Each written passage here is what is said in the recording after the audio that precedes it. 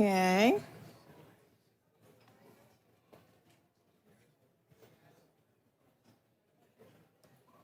Okay, yay, we're live. Okay, so I wanted to wait till we went live just to say, one, it's our cute little grandson is responsible for us being a couple minutes late, so we're not real sorry about it. We hope you'll forgive us, though. So hopefully you will. I'm sure most of you understand. So anyway, we wanted to make sure that everybody, first of all, remember, daylight saving time starts tonight, spring forward. Yeah, so adjust accordingly. So the events that are happening here tomorrow, if you're coming to anything that's going on here tomorrow, you might want to make sure you adjust that clock before you go to bed tonight. Spring forward. So we lose that hour of sleep tonight. And then remember that Monday night at 7 is prayer, and that you have until March 19th to order your Seder tickets for the Seder meal for Passover. So please don't forget about that, but wait until after dark. Okay, anything else? Any other announcements? Nope, okay. I guess you're coming here and I'm going there to get coffee, right? Wakey, wakey. All righty. So those people who know who you are, go ahead and assume the position. Get ready.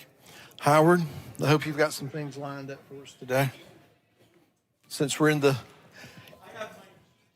you have your cheat sheet today? Okay. Was there some things you're going to share with us today? Who knows?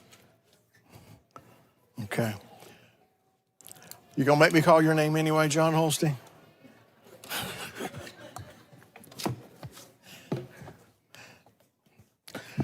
Who appreciates Mr. Holstein, Mr. Lane, and Mr. Dahl, and Mr. Clark, and all these gentlemen who are so well versed in the scripture that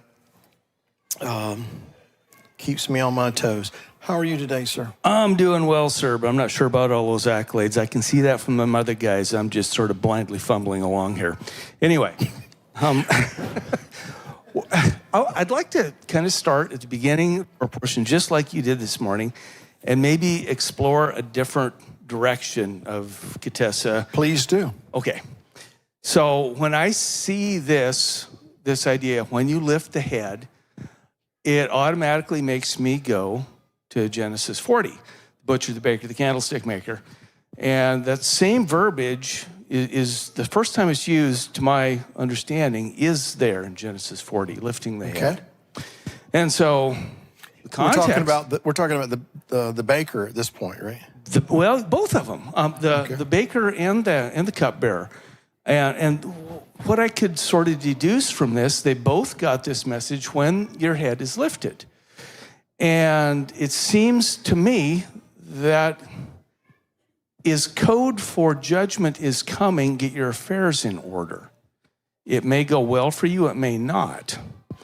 And popular wisdom would say, keep your head down. If you stick your head up, it's going to get whacked. But then when we get to our Torah portion here, this is the command, when you lift the head. So it's going to happen. There is going to be a judgment on all of us. And so kind of get your affairs in order. But the thing that I kind of took out of verse 12 here, 30 verse 12, when you take the census of the children of Israel to register them, each one shall then give kafar, or an atonement for his life, to Yahweh when you register, so there's no plague among them. So it sounds to me like, if this is the same verbiage, when you lift the head, judgment is coming. Now, what follows that is to give an atonement, action, doing something. So, judgment is coming. Are you willing to take the steps to ameliorate what is coming? Now, in this life, you may still lose your head, like the baker, but this is an opportunity to get right with God here. Are you going to give your atonement, your covering, your shekel, your half shekel? And it seems like there maybe is another way of looking at this that we should all maybe take into account, because this is an accounting. I think it's kind of the same verbiage when you go to war. When Numbers rolls around and we take the accounting or the lifting of the heads, it's a precursor to war. And he can save you from destruction in war. He's done it several times. When they took the accounting, I forget which battle, not one man was lost. So I think if we would take the opportunity when our heads are lifted for examination, even if we're not completely washed in the blood at that point, we probably have an opportunity because we see impending judgment. So, if I may, sir, rather than looking at this as a different, it seems to me to be a parallel path. Cool. All right, because you use the word judgment. Scripture uses plague. I mentioned the day of adversity. To me, that's all one and the same. And the whole idea of about, doing what you're called to do, what's required of us as this day approaches, is about getting your house in order. Yeah. Hence my statement, very important. Thank you. Thank you, I appreciate it.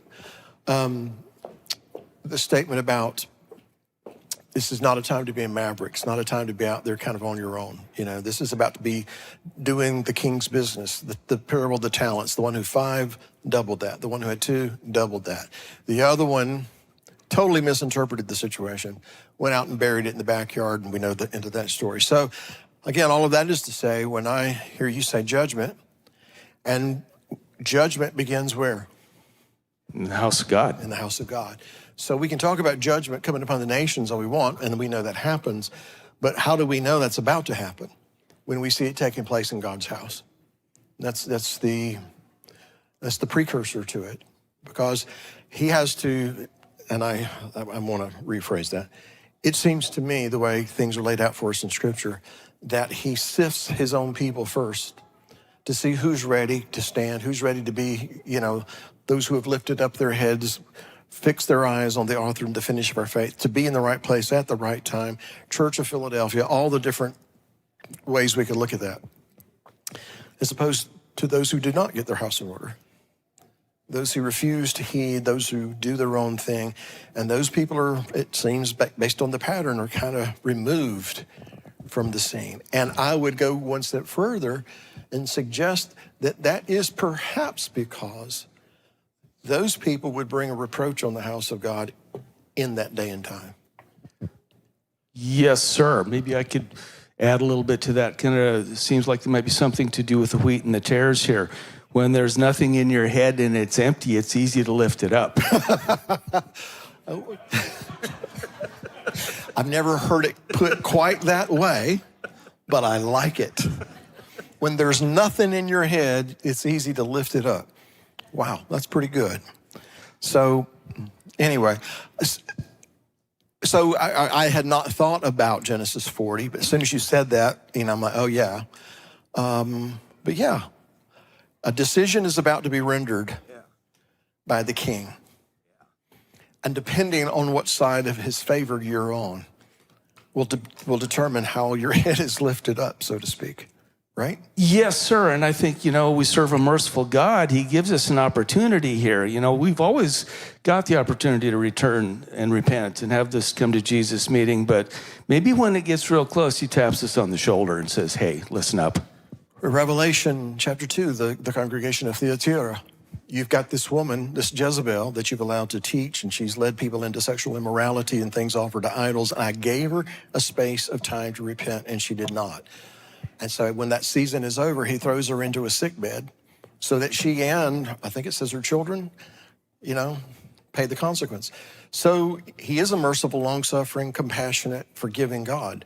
But he's also the God who says that there comes a certain point in time that, there are things on schedule here, and I'm not going to let you or anyone else stop that from happening. Let God arise and let his enemies be scattered. Well, when those people saw that cloud lift up off and begin to move, they had to move with it in accordance with that. So anyway, I could go different directions with this in my head as well. But so you've lifted up my head. You've given me something to fill it with. And hopefully. I think that's good. Yes, sir. Thank you. Is there anything else? No, I'll let somebody else go. So Do what? I will let somebody else go. Well, wait a minute. Maybe I want to hear what else you have to say right Okay. now. Well, let me look it up here. I will. Do you need a moment to collect your thoughts? Yes, they're collected, but they're in a different portion of my notes here. So I'll let David go. All right. Well, I'm going to go to the board here, and then I'll come back to you, sir. Can you give me some examples of what elderly live streamers can do to participate in Jacob's tent? Specifically, elderly. Pray, petition, intercede. I would love to if this was a reality, I would love to know that there were people in different parts of the country, maybe, dare I say, in different parts of the world, that around the clock there are people who are lifting up this congregation and people in this congregation, the leadership, before the Lord for wisdom, for guidance, for favor, for mercy. That would be wonderful. So I think that's probably what I would say that you can do to participate. Now, if you had something else in mind by the word participate, you'll have to follow up. But that would be a great contribution as far as I'm concerned. I can't think of anything that I would desire more. Sir. Good afternoon, sir. How are you today? I'm good. I have a testimony to give of some things the Father's been doing in my life, and I don't think it's fair of me to keep that to myself. I grew up in the church and grew up in a Christian family, and once I got older, I stepped away from that, and I ran from God for many years. And about 2.5 years ago, I just felt the call back to it, and really started putting in the effort to work on my relationship with the Father and figure out what that is supposed to mean for us in our lives and how we're supposed to conduct ourselves. And then through several miracles, the Father ended up calling us out here, my wife and I, Courtney. And we've been here for about 1.5 years. And one thing that's been gone ever since my childhood was adulthood has a way of deadening the senses a little bit, I guess, and losing some of the peaks and the valleys of emotions and hardening the heart.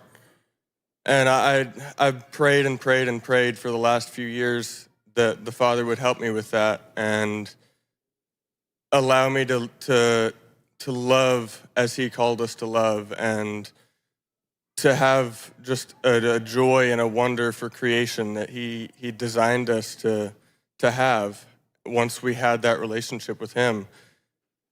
And over the last 1.5 years of working on that relationship and allowing the Father to make changes in my life and change around my priorities and the things that I was prioritizing, He used this community and this congregation in many, many ways to confirm things, to speak to me, to pray with me, and pray over me. And everybody here played a huge role in that too, and allowing the Father to work in them. And Stephen Lane's message last week, it was fantastic. And in Midrash, I was just sitting there, and the Father just kind of put this image in my head of how to apply that in my life and how to fully surrender. And he showed me that for the past year and a half, he's been equipping me with the right gear, the right garments, and the armor of God. He's been equipping me with all those things, bringing me back to a point where he could restore me. And all I needed to do was take the last little step and fully allow him full access and full control over my life. And once I meditated on that last week, I woke up Sunday morning and just had this overwhelming joy that I have not felt in a decade. And I've just had this happiness and this love, and it's not just been a temporary thing. It's carried all week long through good news and bad news, and I just had to say thank you to the Father and thank you to everybody here who's allowed themselves to be used to do his work.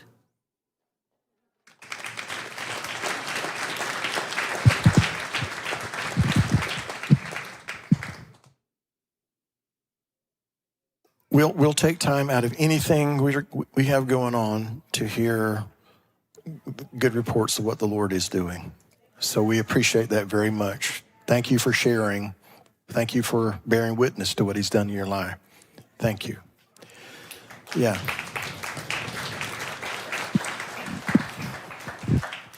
Hang on just a moment, Bill, if you don't mind.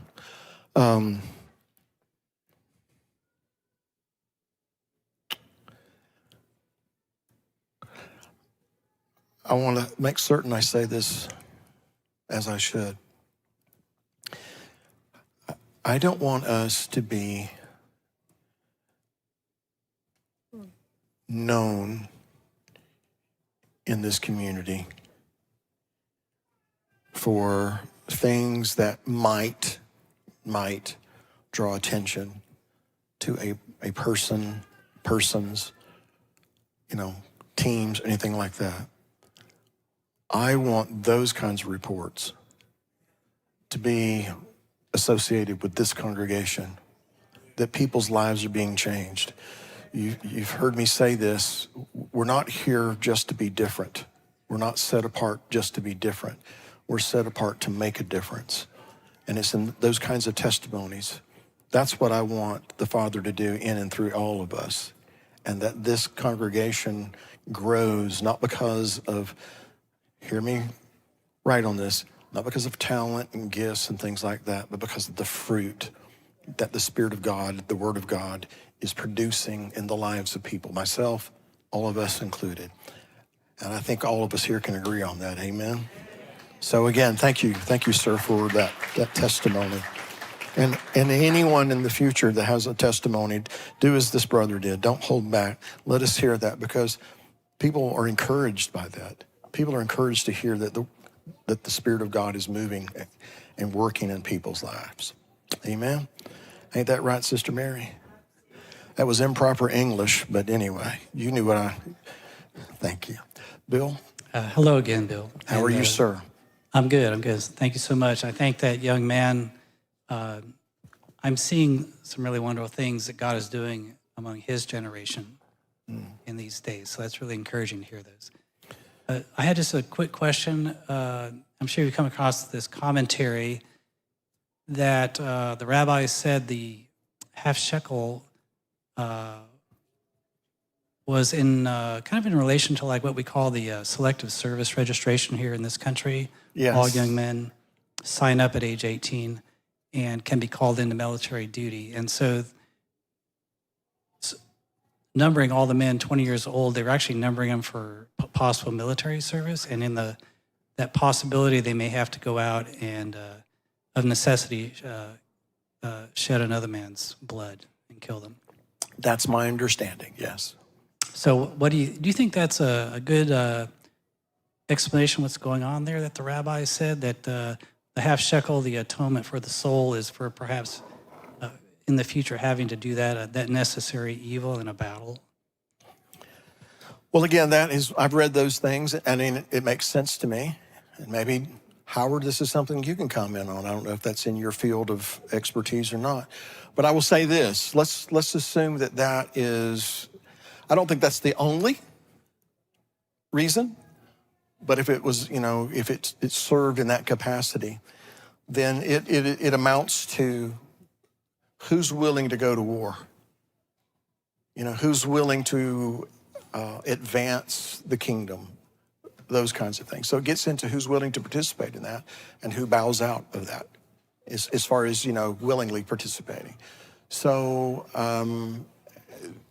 anyway, was that basically the extent of the question, or was it just something more? Is it a scriptural concept? I mean, the rabbis say a lot of things, but I'm just wondering if there's any other real... In the back recesses of my mind, it seems like there might be something that speaks to that, but right now I don't recall where and if for certain. But Howard, do you have anything to? Nothing further? Okay. All right. I was just looking over my shoulder to see if Holsty was raising his hand. Okay. All right. So that is my understanding, yes. It doesn't say it explicitly here, of course. Okay, thank you. And I just one quick thing. Isabel will be back here for 2 weeks this summer, and hopefully she can be here to give us a little report. We would love to hear from her on that. What's going on the other side of the planet there? Has the snow melted yet? I don't know, but it takes a long time, I think, to melt that snow. But yeah, hopefully it is. Well, the pictures you were showing me, there was like feet of snow. It looked like many feet of snow. Yeah. Well, keep us posted, and we would love to hear a report from her when she gets here. Okay, very good. Thank you, sir. Through a Hebraic lens, why is counting people such a grave sin when they were asked to do the census? The times that it didn't turn out well is when people did it out of pride.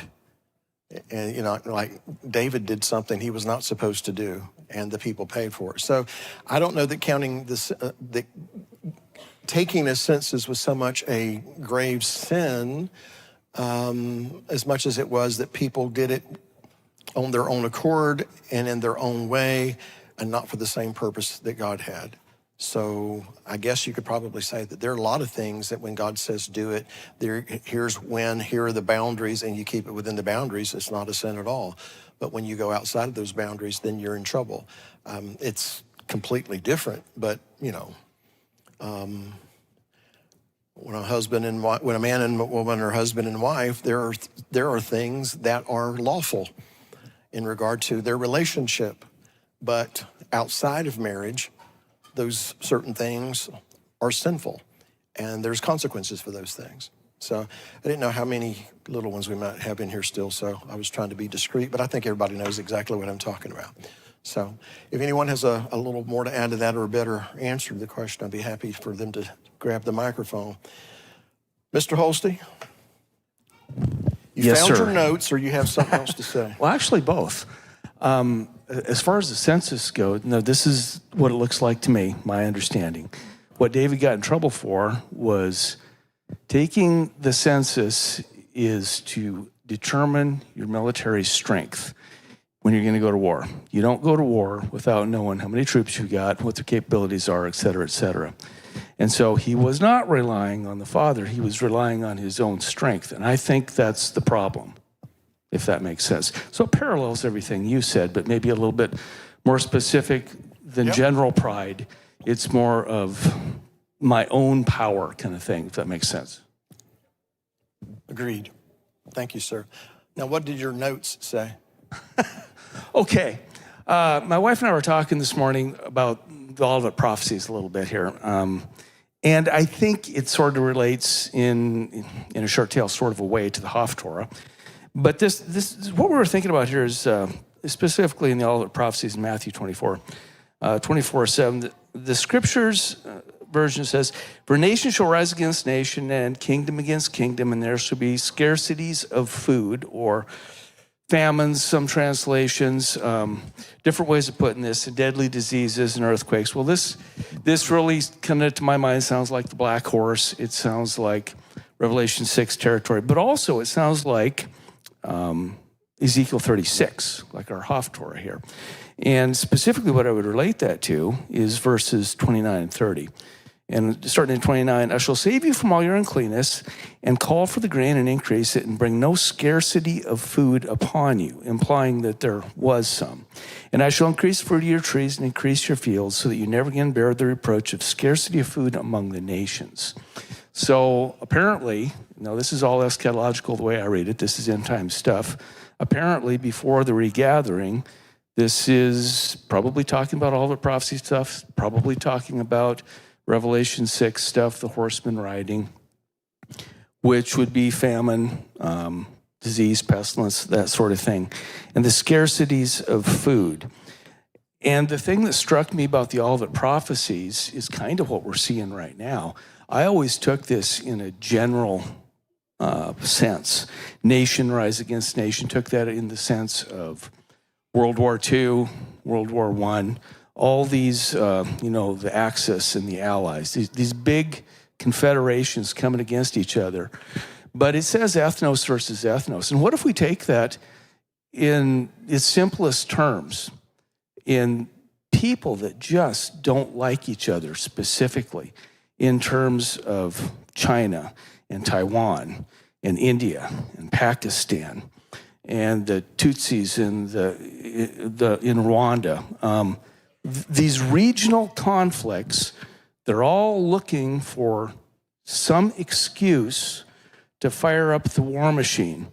And maybe we're seeing that right now. Israel and Iran's another. And what we see in the Strait of Hormuz with the choking off of the supplies, artificial scarcity of oil and possibly food.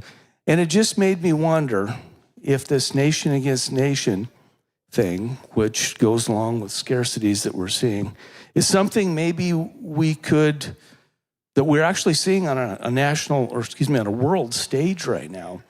All these ancient hatreds, and they're coming alive. And the archons behind the scene. That was another thing about this verse that really kind of got me. Nation rise against nation, ethnos against ethnos, and kingdom against kingdom. These archons that have been around forever that Daniel talks about, that are actually pulling the levers behind the scenes, they don't like each other. That's my conjecture. And are we seeing a time now when they're almost free to act on these hatreds? And it's kind of a wild speculative thought, but it does sort of connect. And I'm wondering, do you think there's anything to that? I'll take it one step further. Ethnos against ethnos, ethnicity against ethnicity. I mean, it's not with bullets and bombs yet, but we even see that in America. All these different groups are dividing in hatred toward one another, whether it's skin color, whether it's all these people, marching around saying from the river to the sea, turning all of their ire on Israel and siding with the Hamas and all those kinds of things. So, yeah, I think we're seeing that. Personally, I'm of the view that it's only God's grace and God's timing for things that is preventing everything from just spinning out of control. That's my opinion. So I definitely think it's something there. I think nations are being shaken, and let me say by that, I mean, even as Iran is being shaken and that regime seemingly is coming to an end, there's no guarantee of that just yet, I don't guess, but it seems that way. But even as the United States is taking the main, one of the primary roles in the shaking of that nation, consequently, we're being shaken as a nation as well. So, yes, all of that is to say yes. Where does that put us? Well, let me back up. You were just asking, do I see that going on now? Is that what your question was? Yeah, is this line of reasoning coherent? Do you think there might be something to it? I think it's been going on for a little bit. For a little while now. It just has this feel of, really building up to a head. And it's just going to take one little thing, for it really just to blow up all over the place. Ukraine and Russia, that's been going on how many years now? And it's just ongoing. It seems to be spreading rather than being constricted or restrained to one place. Yes, sir. And it seems to me this other element that it may be an eisegetical read on my part, but at the same time, Paul mentions it, Daniel mentions it. There are some actors behind the scenes that we can't see. And I think they've been around for a really long time. And it seems to me, even from reading Daniel, Prince of Persia opposed me for 21 days. These things hate each other. Mm-hmm. And if they're pulling the strings, it just seems like what you just alluded to, this tension is brewing and it's simmering and it's just below the surface, ready to be unleashed when they're given an opportunity. So if we see that on earth, then imagine what's going on in the heavenlies, right? And so, and bringing us back to the idea that we're not warring against flesh and blood here. Even as factions and ethnicities and different nations and kingdoms are, saying that's enough and they're at war with one another, what is the Father of lights calling his people to do? All these different backgrounds, every nation, every kindred, every tongue, to come together as one, in direct and polar opposition to what we see going on in the world. So even as nations are being shaken that way, we have been given a kingdom that cannot be shaken, right? And amen. So, but yes, I do see it. Boy, I'm tempted to. I'll think on it. We might get back into something here in a little bit, but I'm looking forward to it, sir. Well, we shall see. We shall see. All right. Curious why Exodus 34:22 and 3 does not mention Passover as one of the 3 times that we appear before the Lord. This is my question. And by Passover, I would assume that you mean the Feast of Unleavened Bread, because the 3 times of the Feast of Unleavened Bread, the Feast of Weeks, and the Feast of Tabernacles. But it says, let's see, you shall observe the Feast of Weeks, even the first fruits of wheat harvest, and the Feast of Ingathering at the turn of the year. 3 times in the year shall all your males appear before the Lord, the God of Israel. I'm gonna confess something here. I guess I just read that in such a way, and when I see the 3 times, I just probably read something that made an assumption here. But what it says is 6 days you work, but on the 7th day you rest. In plowing time and in harvest you shall rest. And then it talks about you observe the Feast of Weeks, and that word is Shavuot there. It does talk about the first fruits of the wheat harvest and the Feast of the Ingathering. So in answer to your question, I don't know. That's a good question. If anyone has some insight, I'd love to hear it. Mm-hmm. Henry? How are you doing, sir? I'm good, sir. How are you doing? Now, Henry, have I missed something, or were you going to get with me on a little project you've been working on? I'm still working on that project. You're still working on it? Okay. I just want to make sure I had not missed something. Yeah, my iCloud storage is full. Well, those clouds. Their head is full of things, So, I have some couple of questions, and I want to know what's your insight on these verses. One of them is Exodus 30, verses 10. It says, once a year, Aaron must purify the altar by smearing its horn with the blood from the offering made to purify the people from their sins. This will be a regular annual event from generation to generation. This is the Lord's most holy altar. So would this be like the Day of Atonement? That's what I was thinking. So, well, that's that one time in the year that Aaron does those things, right? Yes. Okay. So, Okay, so that stumped me. So that's why I just wanted to know. So, and let's see, I had another one. Oh, so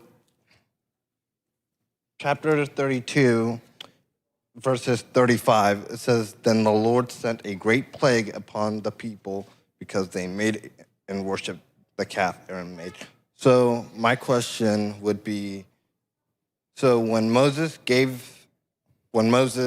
Hold on, where are we at now? What, 32, chapter 32? And 35, verses 35. okay, all right. Sorry, I went ahead, sorry. So the Lord sent a great plague upon the people, and they worshiped the calf and Aaron made. So my question would be, so Moses destroyed the calf, burned it, then he grounded it up into powder, threw it into the water, and forced the people to drink it. So wouldn't the people have died if God sent the plague, if that makes any sense? Okay, so you're asking me, was the plague different than the yeah. people who drank the concoction there? Yes, sir. Okay. I will give you my best guess at this. It seems to me that the reason he had them drink it is that is how the sons of Levi were able to distinguish between those who had participated and those who had not. And there's different ideas of what, why that is and, what it caused to happen. I have always read it that when they went through the camp and those 3,000 died, that was because the sons of Levi put them to the sword. But as far as the plague, I've always read that as being something distinct from the other. So is that the question, I guess? Yes, sir. Now, that's the way I've always read it. So. I find it fascinating, similar to the, what happened at Baal Peru. The people who participated at Baal Peru,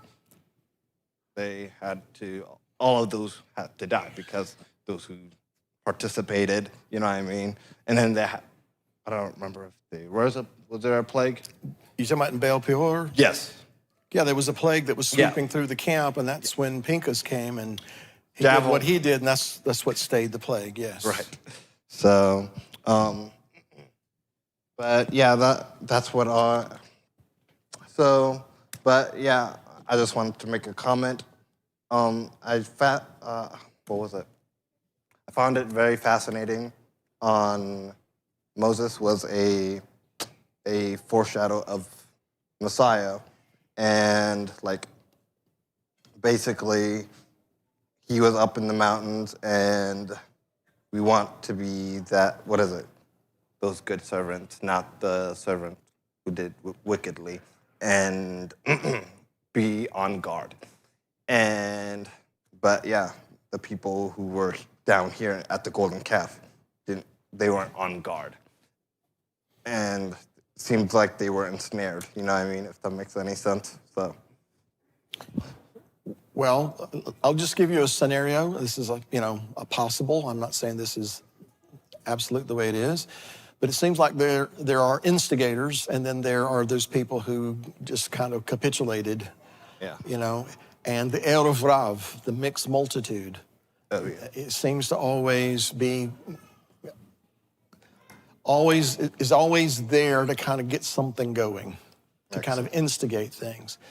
So, and I'm asking this as a question, I'm not making this as a statement. Is it possible that the 3,000 were the instigators, and if the plague was a separate consequence altogether, and I'm saying if the plague was a separate consequence, then is that to address the people who, who were not necessarily instigators, but who were nevertheless participants and who didn't, let their guard down. Right. As you said. Now, again, I'm putting it in the form of a question. I don't know for certain.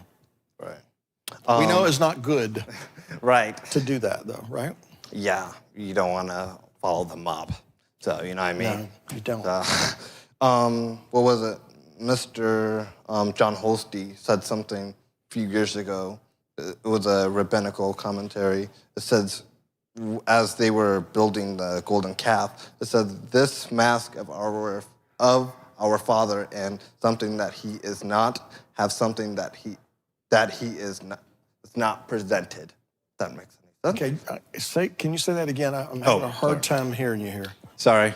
This mask of our father and something that he was not, and have something that he is not presented. They presented of the golden calf. They had an idea of what he was supposed to look like, if that makes any sense. If I'm understanding the question or the comment, you're saying that they were trying to fashion something that they imagined the God that Moses was speaking to would have looked like. Is that what you're saying? Yes, sir. Okay. I don't know. I don't know. I feel confident. I feel comfortable in saying that I believe that they fashioned something that they were familiar with, Right. and wanted it to represent the invisible God. Right. Whether or not they imagined that's what he looked like, I can only imagine that was tied to the fact that in Egypt they had been exposed to all these different gods, these nothing gods that were, made to look like these different images, whether it's, a calf, a jackal, or a bird of prey, or whatever it was. So perhaps, maybe, there were some that had been so immersed in Egyptian culture that that's what they did. Yeah. But I'm comfortable saying that I believe that they tried to Put him in a box. have him represented by something they understood, something that they were familiar with. Right. So that's all. Was that all? Yes, sir. Thank you. All right, thank you.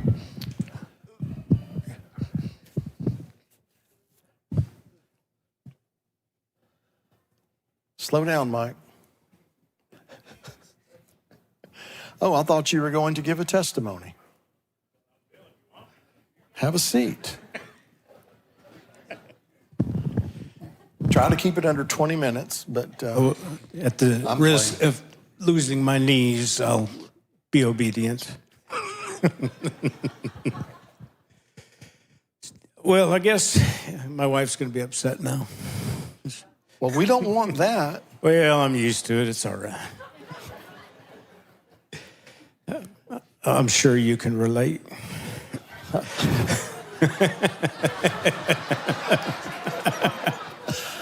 See, I just want you See, to know. not only is Melissa upset now, but you got somebody else upset. Misery now. loves company, brother. No, so I guess I'll share a little bit about our trip, since everybody knows we went away for a week. We had a pretty amazing trip, going back to see our children and our grandchildren. Obviously, well, one didn't get to go with us, but they had an amazing time of their own. But, so it was amazing. It was a blessing. Every morning, I got woke up at 7 a.m. by a 3-year-old. Just, Papa, let's go play. And it was, Papa, go play, Papa, go play. And, my wife will tell you, I just wanted to hand her my wallet and say anything you want. And I was going to say, you came back broke, I'm sure. Pretty much, yeah. I did the budget the other day, and I blew it. But it was a good time. She didn't talk when we saw her last, and now she's running and talking, and it was amazing. My grandson, most of you got to meet him about 1.5 years ago. He came up for the summer. He's doing just amazing. He's wrestling now. He's 13. If you thought he knew everything then, boy, howdy, he really knows everything now. Except for, well, anyway. He got to wrestle while we were there. And that was just like a cherry on top, because it's been a prayer of mine to be able to watch my grandchildren participate in sports and to support them in things like school fundraisers and things. And so God honored that and allowed us to experience that while we were there. He did ask about many of his friends here. He does remember you. However, right now he's not allowed on electronics, so you won't get a phone call from him, which is good anyway, that he doesn't have those things. He's wrestling instead. Couple of highlights that the entire time, if it weren't for the sake of being human and having to sleep, we could have had so much more time, but we used every minute to the best that we possibly could. And getting to hang out with my dad and seeing the growth that he's coming into, so many more questions. It's great to be able to have those conversations with him.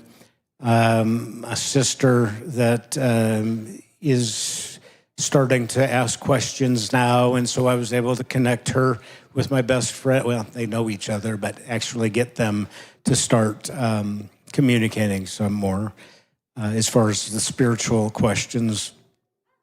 But a real major highlight was one of our daughters, our middle daughter, who, without putting her business out there, she's not necessarily or hasn't necessarily been walking in a manner that we agree with.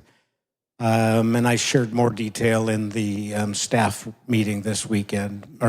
But anyhow, I'll just say there's trouble in paradise, and she's got a lot of questions going on right now. And so we had a very late night of just holding her while she wept, while she had so many questions. We were able to answer and give her, first and foremost, encourage her that it was it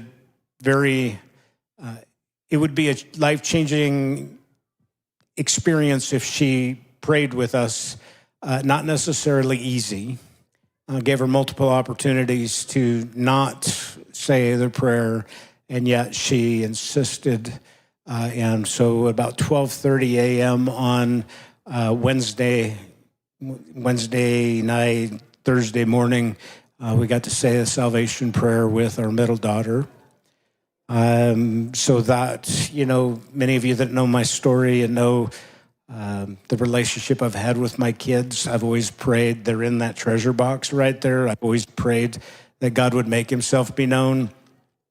However, I never thought that he would use me to pray now with, 3 of my kids. One, I'm not responsible for her salvation. I'm not responsible for any of theirs, but I got to be there as part of it. The other 2, God really used me to actually walk them through the prayer. And I never, ever thought that I would be the one. I just thought I'd get to have a renewed relationship with them, and then God would just use somebody to come along and do it besides me. I never felt worthy of being used for that, so that was amazing. So all this was in the context, this is why I want everybody to hear, that a few years ago, this would not have been possible. No, in 2020, during the pandemic, sorry, I said that out loud. We just got a strike on YouTube. Yeah, sorry about that, monetization. We don't monetize, Mike, so it doesn't matter. Well, then I say whatever I want. I won't go that far, I promise. No, so yeah, in 2020, I hadn't seen my son. Well, I'll just tell you, when my oldest grandson was born, my son refused to let me meet him over a couple of things that I said. And he was 9 years old when I met him. So it was 9 years. So 2011 is the last time I had seen my son, until in 2020 when my son reached out to me and wanted, he was going through some stuff, and he wanted to work on our relationship. And I just felt at that time that, one thing we can do in those situations is we can go in with all kinds of justification and finger pointing and blaming and trying to take the focus off of us and our responsibility things. And God just led me in that moment back in 2020 to just not do any finger pointing or justification and just take full responsibility, even if there was anybody else involved in anything else. That did not matter. It was irrelevant in the moment. It was my walk, and I needed to, it didn't matter. I needed to take the brunt of whatever it was. And my son respected that, and we have an amazing relationship now. And he's one of them, I was able, after Well, that was in 2020, and in 2024, when the kids were here, after they went home, my son called me up and said, I got two options. I'm hopeless. I'll either end it all or we can do this prayer. I'm like, let's pray. So, and he's been walking it out since. And so he's one of my little miracles. Well, he's a big miracle, but. So that with the other testimony. With the other testimony. God is restoring things. He's restoring things. And I mean, I've still got a couple more that we're praying for. They're in that box. But the grandbabies are starting to see some of that. My dad's seeing it. My sister's seeing it. It's just absolutely amazing. And if that weren't enough, so any of you that know my testimony know that I was a rotten little kid. I was thrown out at a very, very young age after my parents divorced. My mom worked very hard, and this isn't to disparage her. She was like 15 years old when she had me, so she really didn't know how to be a mom. But after my dad, she left my dad, and I reminded her of my dad, and I rebelled at that time because I was a daddy's boy, and she just didn't know what to do with me, and so she discarded me. And so I was on the streets at a very young age and running in street gangs and doing all kinds of dumb stuff. And there was a gentleman that I know now that God had put in my life, and he would come down. He was a young 20-something social worker that worked with street kids. And he would come downtown and grab me and just take me out for something to eat, just to spend time with me and just be a healthy mentor. And then when I'd end up in juvenile hall, I made it there a couple of times. He would come get me out of juvenile hall. The judge would actually let him take me out to go get pizza. And then he'd return me and sign me back in. And it was to the point where he was the only healthy adult that I knew when I was 14 or 15 years old. And so I would get in trouble just to go to juvie, just because, back then we didn't have cell phones. I'm that old. We didn't have pagers. The only way I knew how to find him was to get in trouble because I knew then he would find me. And so I would go to juvie. I would do stupid stuff to get caught just so he would come find me so we could go to pizza and I had a healthy person to hang out with. And I didn't know back then what a believer was. I didn't know anything like that. But now in my walk, a couple months ago, I was thinking, I bet that guy back then was a believer. Now that he just never preached, he never spoke a word of the Bible to us, he just walked it out. And I could see that now in hindsight. And so I started searching and thinking, I wonder if that guy's even still alive. And I found him, and I was able to, so Wednesday night, we're praying a salvation prayer with my daughter, and that same morning, I got to get up at 4 o'clock and drive 2 hours to go meet this man to tell him, hey, all those kids, most of them are still, they're either dead, they're in prison, or they're still strung out, or their lives are ruined, but you made a difference. And my wife and I sat at a table. First off, I got to buy him breakfast, and that was just such a blessing. Second off, my wife and I watched him weep because he'd never had anybody tell him what a difference he'd made in their life. And he's still he's in his early 80s. He's still working with street kids. He's working with marriage and family therapy. He's absolutely a believer. We got to hear his testimony. And he's starting a halfway house for men coming out of prison so that he can continue doing what he does. And so we were able to take part in doing just a very small donation, but it meant a lot to him that somebody that he worked with was now coming back and willing to walk beside him and along, support what he's doing. But that also has a point where I'm doing a podcast recording people's testimonies, and he's going to call in next Sunday, and he's going to let me record his testimony. So, it was a very impactful week. So I I knew I wanted to go play with my kids and my grandkids, but I also knew I wanted it to be kingdom focused, because to come back on topic for today's message and how things are going right now, I really, much like you, believe we are in that time. Like, we don't have time to waste a second, not with anybody that comes in our lives or is already in our lives, whether it's our children or the person that we meet out on the streets. Like, it's not, there was a time, somebody spoke a word over me when I was young, and I know you said keep it under 20 minutes, and I'm trying, but you're at 19:30, I'm at 19, right? okay. So there was a time somebody spoke a word over me in my early 20s that said that I was going to be an evangelist. The only thing that I ever had in my mind that thought, my idea of an evangelist was Billy Graham. And so, of course, a young 20-something new believer, I thought, wow, I'm going to pack stadiums, right? Very humble beginnings. And when that didn't happen, I got really disappointed. Like, these people were people that, they claimed to be Christians, which they were. I know many of them still today. They're amazing people. But back then, my head said, well, they didn't know what they were talking about because I didn't pack any stadiums. So you had expectations? No, I just knew they were right. But yeah, the expectations were completely crumbled.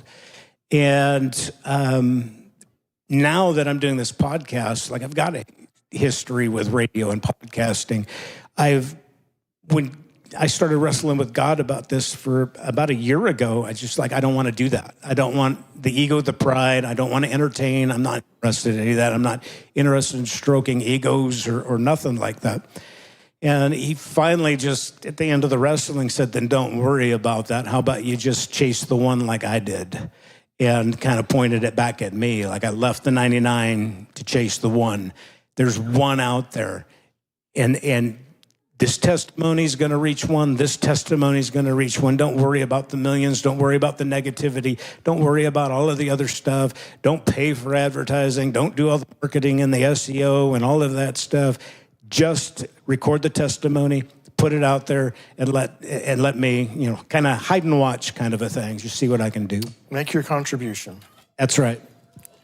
All right. Well, thank you, Mike. Appreciate the testimony.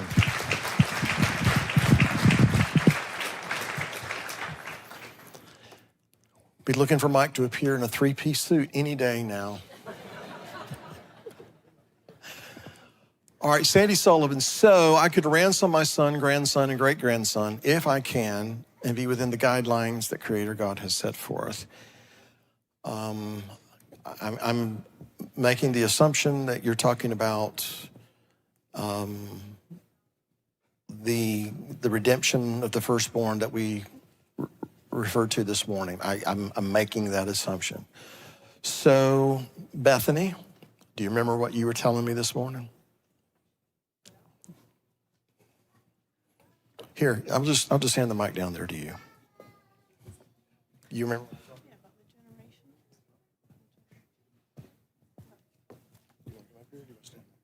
I understand here. I'm not real short. Y'all can see me. So, reading the portion for this week, to me, is I read it earlier, but then I like to on Shabbat morning if I have a chance to go over it again, and I'm just getting these downloads from the Father. And so we actually had a minute to discuss things on the way in this morning. And I don't know if this is going to directly answer your question, but maybe this will help. So Bill and I were talking about it, and I had some other related questions, which I won't get into right now, that we found interesting. But I said to Bill regarding the man who wanted to do the redemption of the firstborn son this morning, which we did. I said, you, Bill, are the firstborn in your family, and your dad was not a firstborn. He has older siblings, older brothers. Bill is the firstborn in his family. And today, our firstborn son was here, along with his firstborn son.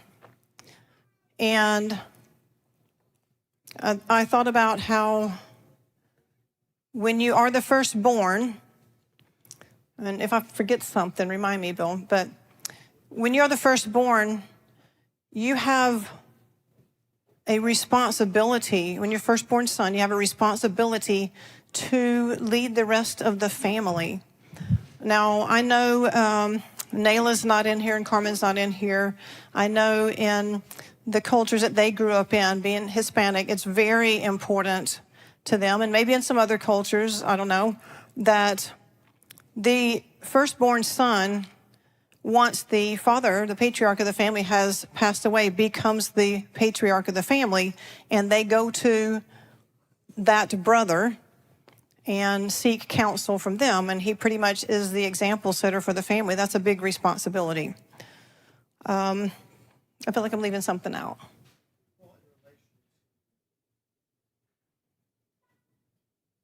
Oh, okay. Yeah, so That's what she's kind of asking. yeah, so what we were talking about was Bill's dad did not know to do the redemption of the firstborn. When Brandon was born, we didn't know to do the redemption of the firstborn. You know, what Brandon does with Corbin, that's, you know, it's for him to let us know. But it doesn't mean that because Bill's dad did not do the redemption of the firstborn with the visible and physical example that the Father laid out for us, that Bill has not been redeemed. And we don't blame his dad for not doing that because his dad didn't know. It doesn't mean that there's no hope for you, there's no chance for you, and that you can't live a redeemed life if your father did not do that for you, because our Heavenly Father made a way, and that is the redemption through Messiah. And I have no doubt that even though his dad did not know to do the silver and the ceremony of the redemption of the firstborn, he is most definitely redeemed. And he is someone, whether they choose to or not, that his family can come to, and some have, to receive wise counsel should they need it, and know that it's not based on thus says Bill Cloud, it's based on thus says the Father, because he has been redeemed and he has a healthy respect for the Father, and he's not going to lead them in a way that would lead them away from the Father. So you can do the silver if you want to. I wouldn't dare say anything against that. It's in the Word. But what I'd like to say is, if you didn't know and you haven't done that, it doesn't mean your children didn't, or your son, your firstborn son, and his firstborn, and now, you know, on down the line. It doesn't mean that they are disqualified from being redeemed because the parent didn't do that ceremony. Does that make sense? To me. The point being, this gets into, you know, what was the master's intent? And as it turns out, in regard to those that he redeems, he only redeems the firstborn. All of us are firstborn in that sense, if we have been redeemed. You know, it was not the second, third, fourth, and fifth born who were redeemed at Passover. That first Passover, it was the firstborn. But all that's connected to the idea that God says of Israel, he is my firstborn. This nation is my firstborn son. So we all kind of fall into that category of being firstborn, as it were, those that he has redeemed, which, connecting it to what Beth was saying is, and again, I'm making a big assumption here is in regard to your question. There are things that God says to do in the Torah that are, you do this, it's plain, it's simple, do this. Now, you know, it's difficult for us to do a lot of those things and probably be absolutely technically, mechanically correct because there's no temple. There are all these things that come into play regarding the fact that we're in exile. But what was his intent? His intent was to show and to demonstrate that the firstborn are mine. They belong to me. They're consecrated to me. But through the Messiah, we are redeemed, and we become his firstborn, as it were, whether we're male or female. We are his firstborn because we are those he has redeemed by the blood of the Lamb. So, Sally, if that was what you were, you know, getting at, you could, let me say this the right way. I'm here today not because, as Beth just pointed out, not because my father did something years ago in a ceremony. That didn't happen.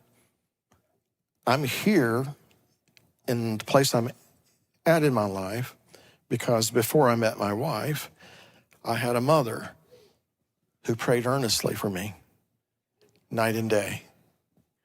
And then when I got married, I had a wife that prayed for me, kicked me in the backside a few times too, but and then in tandem with my mother who continued to pray for me. Point being, the firstborn that were redeemed in Egypt, they were redeemed because there were parents and grandparents who obeyed God. It was the father who put the blood on the doorposts and lintels of their home, whereby that firstborn could be redeemed. Noah's sons were saved from the flood because Noah found grace in the eyes of the Lord. And so there are things that you can do on behalf of your son, your grandson, your great-grandson, in just being true and faithful in your faith to honor the Father. If you honor him, you take care of his business. I'm a firm believer that he will take care of yours. He will take care, he will watch over them. They may go and do all kinds of crazy, nonsensical things and make you think that there's no hope, there's no way this is gonna happen. But you keep praying for them, you keep believing for them. You put their picture in that treasure box. You petition heaven night and day on their behalf. And I believe that they will be ransomed. That's what I'm trying to say. Anyway, Sir Fred, how are you doing, sir? I'm good. Shabbat shalom. Shabbat shalom to you. Well, I had something completely different that I wanted to talk about. Okay, I'm going to move over here. I'm sorry. Okay, now you're good. Because I feel like a short person behind the podium there. Speaking of short people, you know the shortest man in the scriptures? It was one of Job's trick question. It was one of Job's friends. Okay, well, I didn't know that. Tell me, enlighten me. Bildad, the Shuhite.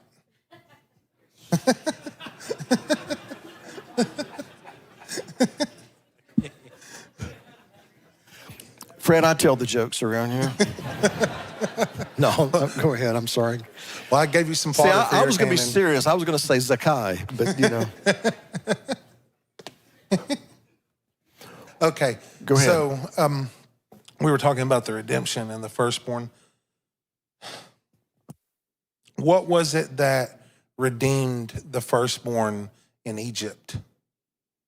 It was the blood of the lamb and partaking of the Passover meal. And when we look at Exodus 34,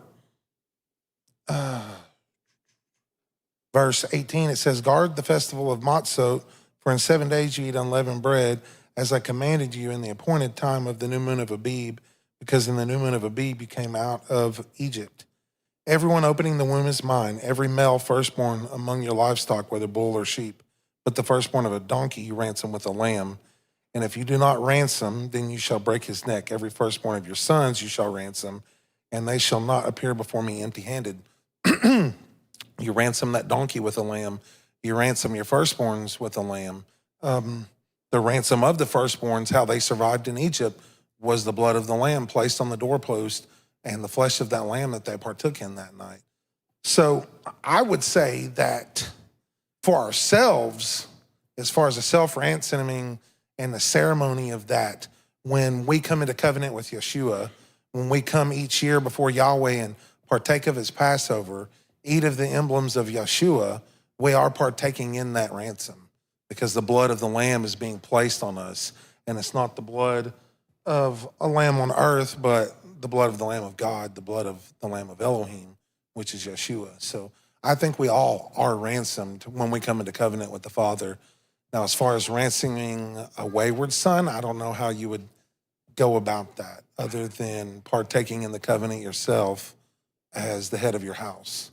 So I think that's another way that we could possibly ransom our children is by partaking in the festival of unleavened bread and Passover and remembering that the blood of Yeshua is the ultimate lamb sacrifice that covers us. Well, that's kind of what I was alluding to just a moment. Yeah, I agree. I was just coming in agreement with you. Well, I know. I just want to kind of affirm that. That's what we're saying here. Yes, sir. Is, we cannot control, we cannot dictate what our children do, at least after a certain age. Agreed. But I believe that the Father in heaven honors the prayers of moms and dads for their children, their grandchildren. I am convinced that Lot and his family, those that left with him, were spared because of Abraham's intercession, because of that relationship that God had with Abraham. He honored that. He calls him friend. And because Abraham prayed that prayer and, was interceding on behalf, I believe that's why he was spared. And so even those wayward children, if a mom, a dad, a grandparent is serving God faithfully, upholding his standards, even if those standards that they uphold is what has kind of caused some of that separation, I believe that he will work in the lives of those wayward children and redeem them On the behalf of the parents. because of their goodness and their faithfulness. Agreed. To honor him, he's going to honor them in that way. I believe that with my whole heart. I agree completely. If I didn't believe that, in some regard, I would have no hope. But I do believe it, and so I have hope. Agreed. So my comment was going to be on Yahweh's response to the golden calf in Exodus 34. It's a study? Is that what you said? No. Yahweh's response to the golden calf from Exodus 34. Oh, okay, I'm sorry. And so in re-giving the Ten Commandments, and I want to start out by just going to Deuteronomy 5 real quick, just verse 22. So Yahweh in Deuteronomy 5 is a recount of the first time they received the commandments, and he spoke to them. Well, in verse 22, it says, "These words Yahweh spoke to all your assembly in the mountain from the midst of the fire and the cloud and of the thick darkness with a loud voice. And he added no more. And he wrote them on the 2 tablets of stone and gave them to me." So, and this is right after he goes to the Ten Commandments. So it's I think it's safe to say that this was all that was written on the first set of the commandments. And this was the first set of rules that was given to Israel prior to them asking the Father to stop speaking to them.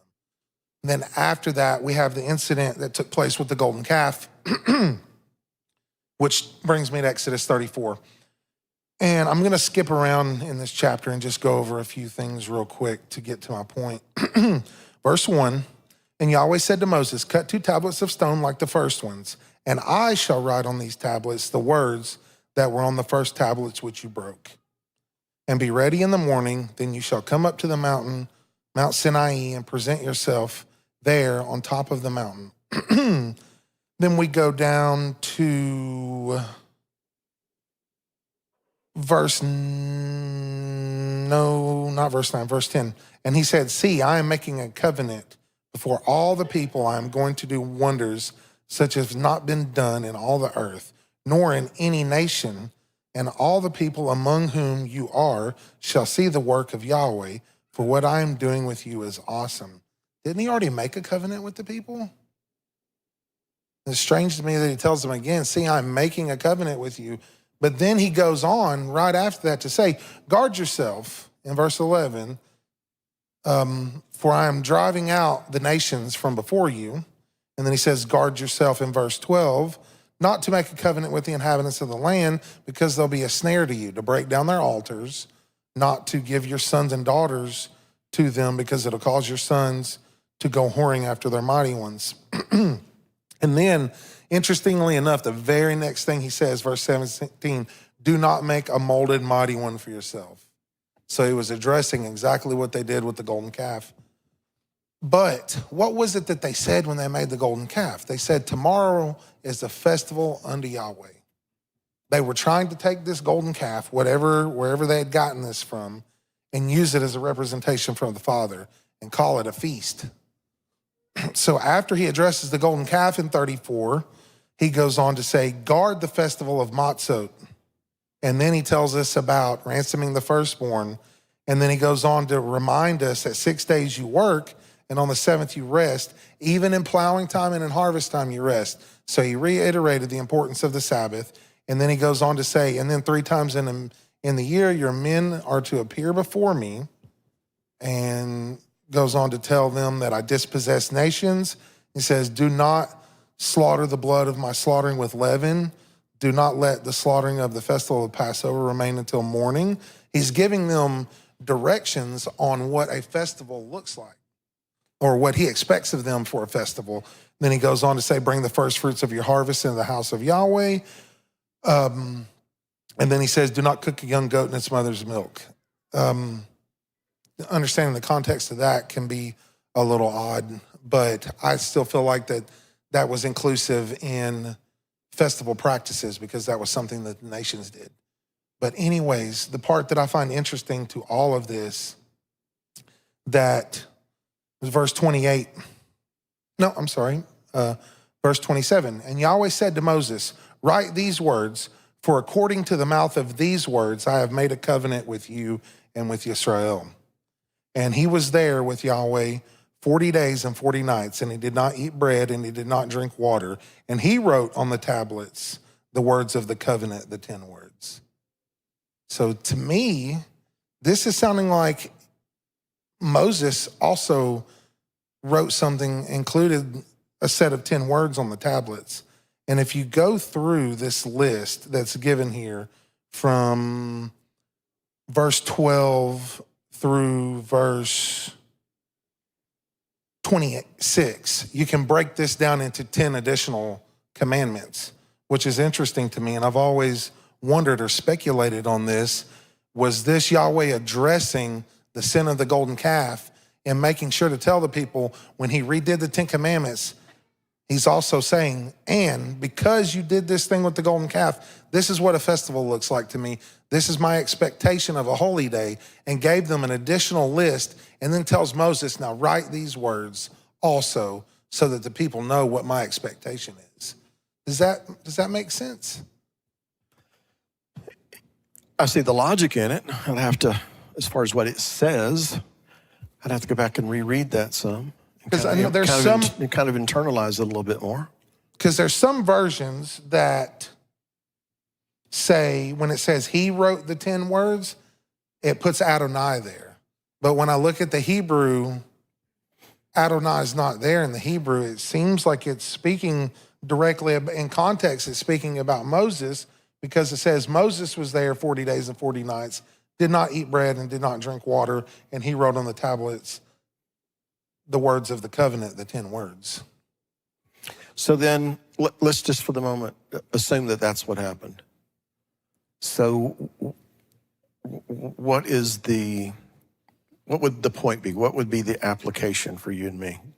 Well, I think this would be a good witness to when you're speaking to people about the covenant and they're like, oh, well, we only have to have the big 10. And they say, well, only the 10 are important. Well, Israel failed in that. And because of their failure with the golden calf, they were told after the fact, hey, these festivals are also important to me. And to the point where he even told Moshe or Moses to write them down and take account of these additional festivals to make sure the people would know. So that, because, people try to say there's a difference between ceremonial law and all these different things and split the law up into divisions. But it seems like here that those feast laws were being added into these 10 commandments that most people think that we should still observe today. If these were added to that, then that means we as people today should be continuing to observe the feast. Okay. So I would like the opportunity to kind of meditate on what you said. Okay. But I think there's some things that we can go back and kind of point out, and I think everybody would agree on. As far as his expectations, generally speaking, he expects us to keep what's holy separate from what is common or profane, right? Agreed. And so Shabbat, don't infringe on the sanctity of Shabbat by bringing things that are common into the Shabbat. Likewise, all these feast days, they're set apart is an appointed time for a specific purpose. And so don't let anything else infringe on that. These are my expectations for these particular appointed times when I meet with you. The context of this, of course, or the background of this, is he's meeting with them. You know, he's on the mountain. The thick, dark cloud is there. He has already spoken to them from the midst of the thick, dark cloud. So that kind of amplifies the point of there's times that I'm going to meet with you, and here are my expectations, which then I could read into that. And my expectations of you do not include you making a golden calf and putting it in my face like that. Because the golden calf is the epitome, in my opinion, it's the epitome of mingling what is holy with what is profane. Or common. Yes, because they are taking something that they were familiar with, what is right in their own eyes, and trying to make it or appropriate it to this meeting with God on the mountain. So they've done exactly what he said. And as you pointed out, he reminded them, and don't make any golden images, you know, because... And don't bow yourself to their mighty ones. Right. So, as far as, you know, putting an exclamation point on, here are my expectations of you, you know, yeah, I see that, because they came with an expectation of meeting him. He's come down to meet with them, but, you know, things went off the rails when they started making the golden calf. Now, something else occurs to me. You mentioned this, and I'm trying to figure out how to weave it into what you're talking about here. But when in Exodus 34, when, you know, Moses had to hew the stones, the Almighty wrote on them, and he says, I'm making a covenant with you. You ask that question, well, hadn't he already made a covenant with them? All right, but those tablets were broken, though, previously, right? Yes. So is this not, in Exodus 34, a picture of the renewed covenant? The words of the covenant aren't any different. They're the same words, but he renews this. And so to tag on what you're bringing into the discussion, he's going a little farther into it and explaining further, as it were, you know, what my expectations are. Is that not what Yeshua did when he came and said, you know, this cup is the cup of the Brit Hadashah B'dami, the cup of the renewed covenant in my blood. But did he not expound on and reveal the intent and expectation of God beyond the surface of the words, but to get into the heart and the spirit of those things? You understand where I'm at with this? Yes, sir. Okay. So I can see where I'm not sure if Moses wrote or if God wrote, all right? But nonetheless, to kind of amplify, this is my expectation, you know. If I'm going to renew this covenant with you, I want you to really understand something. I'm going to use this huge error as the opportunity to really impress upon you how important it is to keep things holy, things that are holy, holy, and not to let them just be, you know, confused with all these other common things, feast days, Shabbats, things like that. So anyway, now I'm rambling, but I'm trying to track with you, but are you tracking with me? Yes, sir. I think we're in agreement on that, because that's what I see here is not that the Father changed anything, but the people stopped him from speaking. So this was him taking the opportunity to go into deeper detail of his expectation. And that is exactly what Yeshua did. You know, he spoke in parables because, basically, to paraphrase what he said, because the hard-hearted aren't going to hear what I have to say. But those who are listening to you has been given the blessing of understanding the mysteries of the kingdom of heaven, to see what God's intent in all these things really is. It's there in plain language, but you have to have ears to hear, heart to receive, etc. So people who didn't want him to talk is because the writer of Hebrews said they could not endure what was commanded. So we are not to be like those people. We're not to refuse him who speaks, the writer of Hebrews says. Let him speak, let him explain, let him expound, let him get into all the nitty-gritty, if you will, because here are my expectations of you. Okay, I see that. Because the devil's always in the details.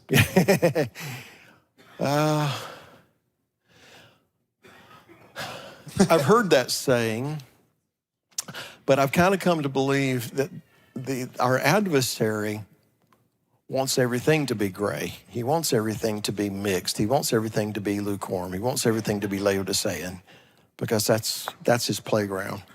That's where he deceives and seduces people to do things that get them in trouble with the Almighty. Agreed. Was there something else? Nope, that's what I had for this. Thank you, sir. Thank you, sir. Mr. Bill? And notice I refrained from using that high-pitched voice. Oh, great. Thank you. I may share a couple verses that I've come across regarding current world events.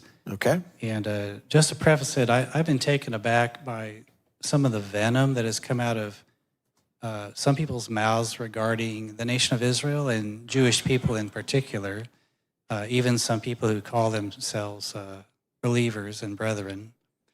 But I came across these two verses in Ezekiel, if anybody wants to mark them down. Ezekiel 35, verse 5, where it says, "Because you have had an ancient hatred and have shed the blood of the children of Israel by the power of the sword at the time of their calamity, when their iniquity came to an end." And not to take it out of context, that's talking about the inhabitants of Mount Seir, who I believe are the Edomites. And the phrase ancient hatred is the two Hebrew words evat olam, evat meaning always translated enmity or hatred the few times it appears. The other one is also in Ezekiel 25:15. It says, "Thus says the Lord God, because the Philistines dealt vengefully and took vengeance with a spiteful heart to destroy because of the old hatred." Same two Hebrew words, old hatred. So 35:5 and 25:15. And while I was sitting here, I just kind of looked up that word evat, and it's only used like 5 times. But I see the first time it was used is in Genesis 3:15. And that's something very familiar to us. It says that God says, "And I will put enmity, evat, between you and the woman, and between your seed and her seed. He shall bruise your head, and you shall bruise his heel." And the word for heel is Akev, which we get the word Yaakov or Jacob from. And I think many of us are familiar with that. So could the events we're seeing now, could the decapitation of the leadership in the Iranian regime be an example of the seed of the woman shall bruise your head, or Satan's head, the serpent's head, but he shall bruise his heel? The indiscriminate rockets that are falling on Israel, not necessarily against military targets, but just undirected stuff, is bruising him. But there's also going to be likewise a decapitation of Israel's enemies. Something I noticed. I just thought I'd throw that out there for thought. That is the ancient hatred. That is what, John, you referred to as well, because I think you used those exact words.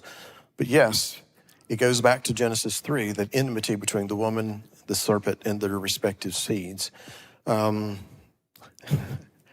Many, many moons ago, I did a little book called Enmity Between the Seed, which develops this whole idea. Not that I was the first, it's just, this is kind of right up my alley, I guess you'd say. And the fact that it's used there in Ezekiel 35, and speaking of Mount Seir, Esau, Edom, is because, that warfare, that animosity that exists between the seed of the woman and the other seed, it's right in your face when you read the story of Jacob and Esau, even while they're in the womb struggling with one another. Who's going to be born first? They're struggling, and Esau emerges first, and Jacob's coming behind him with his hand on his heel. And I probably shared it 1,000 times. I believe Jacob's hand was there to shield his head from his nemesis' heel, lest it be crushed, which goes back to Genesis 3:14, 15, in reverse. The fact that Nebuchadnezzar's image in Daniel chapter 2, the last kingdom before the stone cut from the mountain without hands comes and strikes that image and destroys all of those kingdoms. The last one is 2 feet iron mingled with clay. And those feet are what? For trampling, for stamping. That's what Daniel 7 says about that last beast, that fourth beast. He tramples underfoot. He breaks in pieces. And so that's what the adversary has been trying to do, will continue to try to do, quite honestly. But this that is going on in Iran right now, I believe God is shaking things in preparation for some other things. But it is evidence of this ancient hatred that exists. And there is no politician, there is no statesman that is going to put a stop to this. They may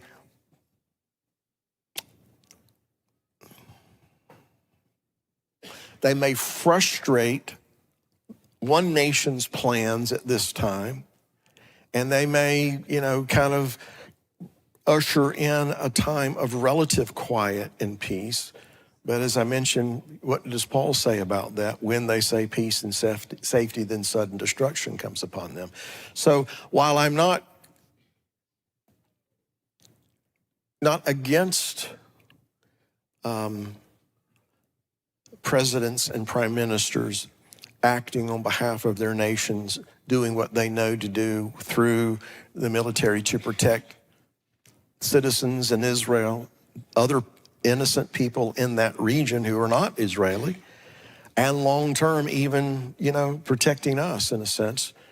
I'm certainly not against that, but I'm under no illusion does this make the world safe for generations, as some people are saying, because of that ancient hatred. And who put that ancient hatred there? The serpent, Satan's heart at Well, work. actually, go back and read Genesis 3, verse 15. He says the Lord will put the enmity. I will put enmity. Oh, yeah, okay. Because once again, he's very adamant to keep things that are set apart from things that are considered corrupt, common, profane. I will put that enmity between the two. He's the one who did it. Yeah. So if he put it there, then he's the only one who can resolve it. Yeah. Would you agree? Yeah, no agency greater than him. Yeah. Right. So I hope I didn't stray away from your original point, but it is that ancient hatred what we're seeing today. It's not something new. It's not something that started in 1979 with the Ayatollahs and all those things. This has been going on from the beginning, because we just observed Purim. What is the story? It's about that ancient hatred, right? Right. And anyway. Did I blur what you were trying to say? I'm sorry. No, and I'd forgotten about the watching your teaching on the enmity between the seeds, and I'm sure these thoughts are just floating up out of my subconscious somewhere. I confess I've never had an original thought in my life, so. Well, there's nothing new under the sun, Bill. Right, and I forgot about your teaching on it. If I went back and saw it, I probably would have heard what I just said again. But well, and I'm not the first one to say those things either. It's just that this is something that has always been kind of there in my consciousness for many, many, many years now, of what we're seeing and how it relates to what we see in the beginning. God tells us the end by telling us the beginning. There's nothing new happening here. The names may change, those kinds of things, but the players are still the same. And the issue has not changed since the very beginning. So anyway, I hope I didn't blur what you were trying to say. Oh, no, and I'm grateful to God. He's given me a love for the Jewish people. I know they're not, 99% of them are not believers and could be considered enemies of the gospel, but in the same point, Paul said they're beloved on account of the patriarchs. So yeah, I'm glad God has given me a love for them and even a desire to share the gospel with them in these last days. You know what, on that note, if I may, I recently had the opportunity to address this issue of, whether or not as believers we should support Israel. Because there's a lot of people, as you said, some people so-called conservatives, some people so-called believers that are just being very vicious, almost using terminology and phrases that you would expect to come from brown shirts in Nazi Germany in the 30s, using terms and phrases that I've heard people, oh boy. Well, let's just say there are a lot of groups throughout history that have hated God's people simply because they were God's people. And it's funny how they'll start using the same terminology, you know? And there are people that are using terms like Khazars, that these really aren't Jews, that they're Khazars. And I don't know how else to put it. Some people are using terms that people from the KKK would use to incite their hatred against Jews. And some of the people that are using those same terms are black. You catch my drift?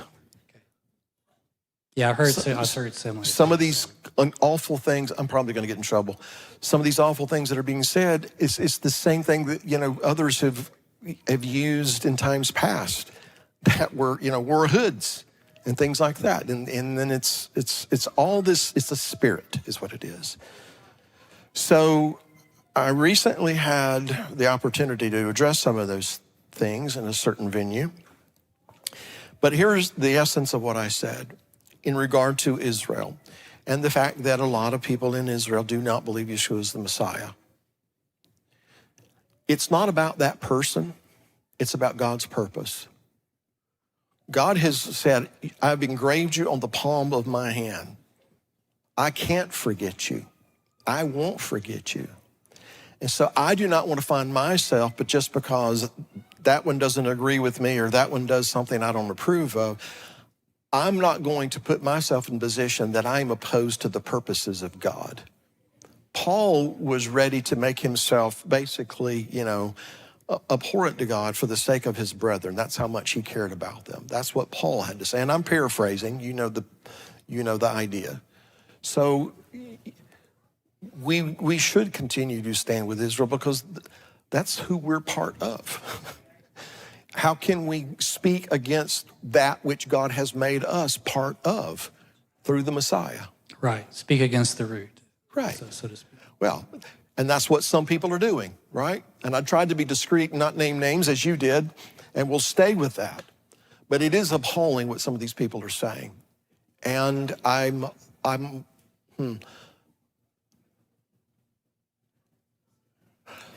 hopeful that God will raise up somebody that will speak to them directly, not from a political point of view, but from a biblical point of view, and point out to them, you think you know the scripture, but you don't. What you're regurgitating is men's theology, and most of it starts from Matthew forward, and you've left out all of this stuff over here, you know? And look what you've gone and did. You got me all stirred up here, Bill, so. I've been stirred up too. I'm sorry. I know it's pains my heart. But it's maddening. It's maddening, really, yeah. But thank you. Well, and I'll say one other thing. I'm sorry. You know, it's really disturbing about it is how much influence those people have on young minds. Anyway, was there anything else? That's it. Thank you. Did you get to say everything you wanted to say? Because I kind of had a takeover spirit there. No, that's it. I just want to share Ezekiel 35:5 and 25:15 and Genesis 3:15. Yeah. In relation to today. All right. Well, Bill, thank you, sir. I appreciate it. About Bill mentioned God did not punish Aaron over the golden calf situation. Do you consider God let his sons in Leviticus 10 die while serving as priests in the Lord as the catching up of his sins? No, I don't. I consider that Aaron lived because Moses interceded. It so much as says that in the scripture that Moses interceded on behalf of Aaron. That's why God spared him. I think his sons died because they, of their own accord, decided to offer profane fire. They offered something that God did not command. So, no, I don't. Now, I have said, and I do believe, that Aaron at least in part, was compelled to serve in the role of high priest and his sons as priests, not so much as a reward, but as a consequence of the golden calf.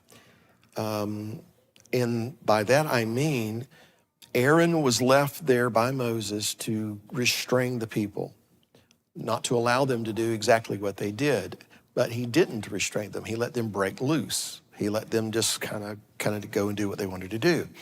So then, in his role as high priest, he ministers unto the Lord and he ministers unto the people. And it is his responsibility, along with that of his sons, to teach the people to distinguish between clean and unclean, holy and profane. And so every day, that was what he was compelled to do in his service to God as high priest, and his sons along with him as priests. So to be clear, no, I do not believe that Nadab and Abihu perished because of what Aaron did at the golden calf. Now, that's my opinion. I believe they perished because of what they did. But Aaron was spared death because Moses interceded, and which goes back to something we were talking about earlier, how God honors the faithfulness and the commitment of his servants and will at times spare their family because of them, not necessarily because of what their family has done or not done. Anyway. Nikki? Okay. The live streamer may have gotten their answer already about the 3 times the men were supposed to come before Yahweh. In chapter 34, the context for that starts in verse 18 with the Feast of Unleavened Bread. All right, let me get back over there. I'm sorry. And that credit goes to Tina. She was the one who, I told her I'd call her out.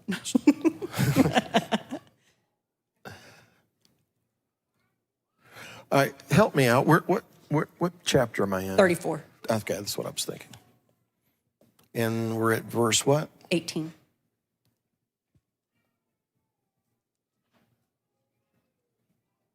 Okay. What was the passage they were referring to earlier? Later on, it was in verse 23 where it says 3 times a year, and they were asking about where that 3rd time was. Okay. Apparently, I've taken a nap between that question and now. So You got riled up, and your brain went a different direction. I guess so. Anyway, all right. So it does mention the Feast of Unleavened Bread. Okay. All right. So, yeah, that was just the first thing. Okay. My second and original comment, I'm going to pull it up here because I want to try to word it correctly. Talking about numbering the men who can fight in battle. I think it was around last year with this Torah portion that it really came to my mind how we think of how PTSD affects all the men who go to war. It doesn't affect all the men, but how prevalent it is. And I kind of wonder if Yahweh not allowing the Levites to go into battle was a gift of mercy for what they did as a result of the golden calf, because they had to come against their brothers and the PTSD, their minds being inflicted with the reality of what they had to do, giving them mercy to not have to go out into war. And it's just a thought. I have absolutely no idea if that's a real thing or not. I don't know. I can honestly say I've never thought about that. It's interesting to consider. Of course, you know, the Levites are still going to have to see a lot of blood spilled. Right, absolutely. In a totally different scenario. Yes, absolutely. I don't know. That's interesting. Something to ponder. Just makes me wonder if he's guarding their minds because of what they had to do with their brothers. Again, I've never thought about that. But I mean, that would be, you would think anyway, it would be a traumatic experience. So that was all. Just something that I had considered. Well, thank you. Now it's going to keep me awake tonight. Sorry about that. You're already short on sleep. I apologize for that. No, it's very interesting though. I mean, there's probably so much that we don't consider, you know, in where the compassion and mercy of God is not really very obvious to us until we really stop and think about some of these things. So it's very thought-provoking. Thank you. Thank you.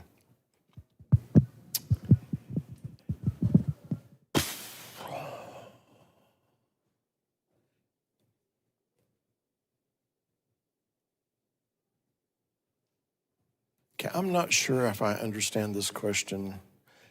Bethany, do you have your Bible? Will you look up 1 Corinthians 10:32, please? Can you do that?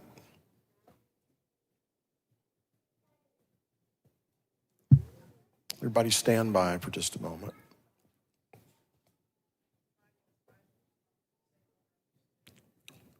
I saw your lips move, but I have no idea what you said.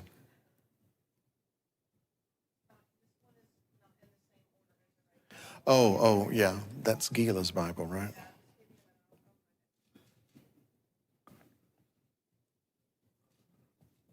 Corinthians 1.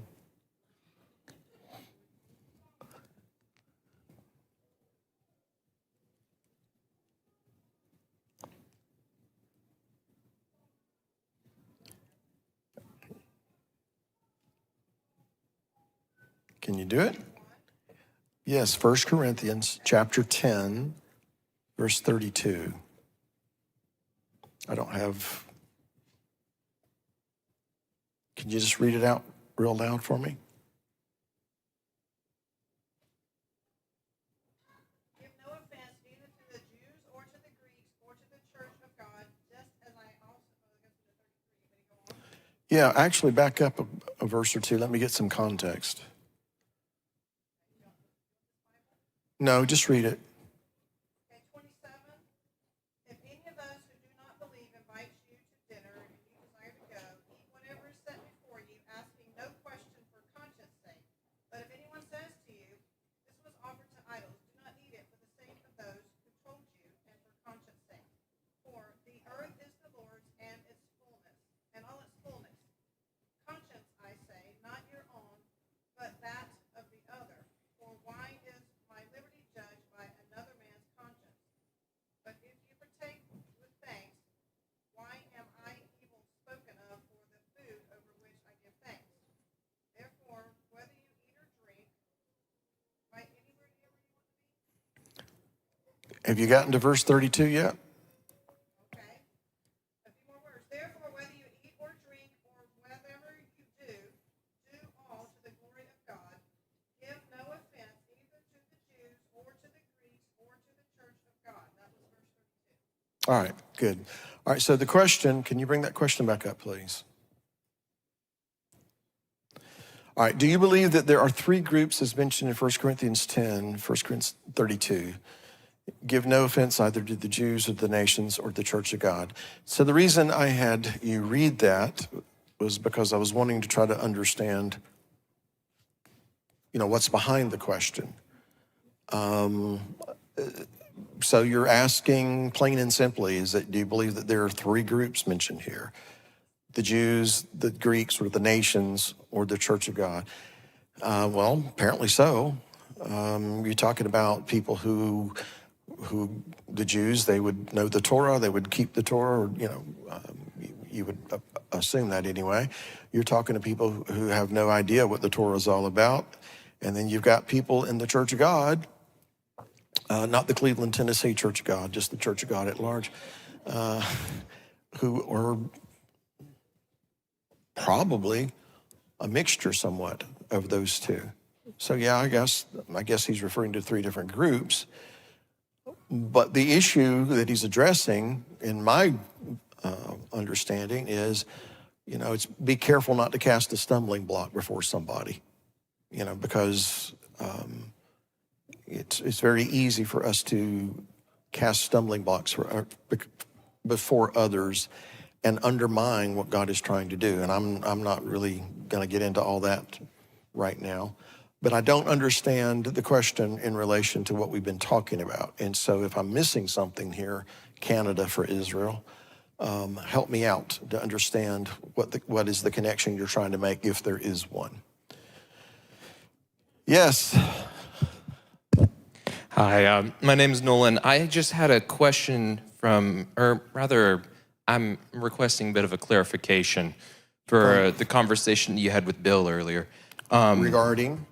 Regarding A statement and a phrase that you used, two separate things. The first one being referring to as Matthew forward being man's mythology.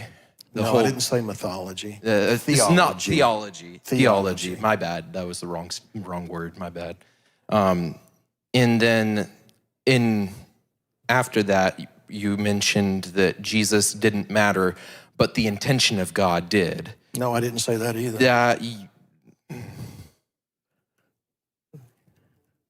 You said Yeshua didn't matter, but the intention of God did. No, I didn't say that either. Well, what did you say? And I'm not accusing you. I'm just asking for clarification.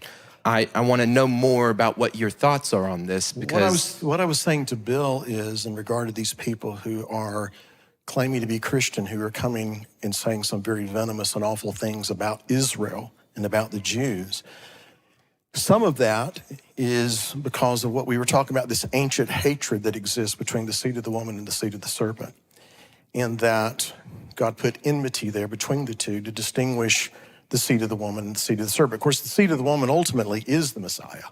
Jesus, if you prefer, but Yeshua, okay? Mm-hmm. So, but it is also his body. And you can see that in Revelation chapter 17, that's alluded to there. So what I was saying is that some of this venomous talk is fueled by people who have kind of bought into that ancient hatred. Some of it is because some of those people, their theology is based on Matthew forward, and they throw out everything from Genesis to Malachi. So they don't bring into the conversation all this that is talked about in regard to Israel, God's covenant with Israel. You're engraved in the palm of my hand. And they have bought into this whole replacement theology that the church has replaced Israel. So that's basically what I was talking about. And I don't know what you're referring to when I said that Jesus don't matter, and I'm not sure where you got that from. As far as my conversation about the intent of what God has said, it's important that we not get so caught up in the letter of the law that we miss the spirit, if you will, or what God's intent on that is. Such as Matthew 22, when Jesus says that the first commandment, the most important one, is loving God with all your heart, soul, and mind, and then treating each other the way that you would want to be treated. Right. On those 2 points, hang all the prophets. No, he says on these two, hang all the Torahs and the prophets. That's what he said. In other words, all of those other things that he commands in the scripture, whichever one you want to take and look at, it hangs on those two. In other words, if you don't love God with all your heart, soul, and strength, if you don't love your neighbor as yourself, then all those other things that you say you do and you abide by really don't have anything to hang on. I concur. Okay, but here's what I'm not sure you do concur on, is those two things are what all those other things hang on. That's what holds them up. That's what makes them valid. Do you mind clarifying for me? Well, because we keep Shabbat, that's one of the things commanded. I agree. So when we come in Shabbat and observe Shabbat, it should be that observance does not ignore you love God with all your heart and you love your neighbor as yourself. If I choose to eat clean, which is a good thing, that's, don't eat certain things are not clean to eat. Well, I'm not redeemed simply because I give up pork or shrimp or what have you. No. Okay, right? So all of those things that were written, not one jot, not one tittle has been negated till heaven and earth pass away. I'm looking outside right now. I see grass. I see trees. Earth has not passed away, nor have the heavens. And so none of those things have been negated. Okay. So when I was talking to Bill about things that come Matthew and forward, there are a lot of people whose theology is based strictly on what begins in Matthew and goes over to the book of Revelation, and have completely omitted from their theology Genesis, Exodus, Leviticus, Numbers, Deuteronomy, all these other things. And that is a very important thing in relation to the argument that these people are trying to make, and that we have been pulled into things because of Israel. We're involved in things because of Israel. And I even heard one guy say, that's very offensive to me as a Christian, because some people are talking about, this one guy said that Christian Zionists are people he abhors far more than some of these other people. So that's me. I'm a Zionist, not for political or for, what's the word I want to use here? Not because I believe that everything the state of Israel does as a government I agree with. I don't. I don't agree with everything the United States government does. But I do believe in God's purpose. Amen. And there is coming a day, he says, when all Israel shall be saved, when I turn away their iniquity. So that's what I was saying. So I did not say Jesus does not matter. I did not say that. Yeshua, in fact, I think I made it very clear this morning that Yeshua is the front and center. He is the central tenet of who and what we are as a congregation. Amen. All right? I'm going to go to this gentleman over here now, Mr. Dahl.